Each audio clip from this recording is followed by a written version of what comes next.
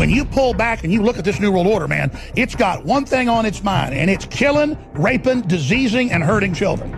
Well, what the hell do you think the devil wants to do? What do all the ancient legends tell us about the elites? They want your speech, and they want your guns, and they want your property, because they want to make you destitute where they run your life. So I'll tell you this is Revelation. I don't know if it's 10 years, 20 years down the road, but it's all real. You're going to have world government. You're going to have over a third of the world's population killed, microchips in the brains, Satan on the planet. It's all going to happen. It's all true. It's all happening. God warned us and thinks that we were given a warning. God gives us free will, but he loves his children. And so God gave us a cheat sheet and then puts you into a combat zone with lower dimensional demons that absolutely hate your ass because you're superior. God dumps his children into a prison planet war zone to see if you can handle it and deal with it to go to the next level.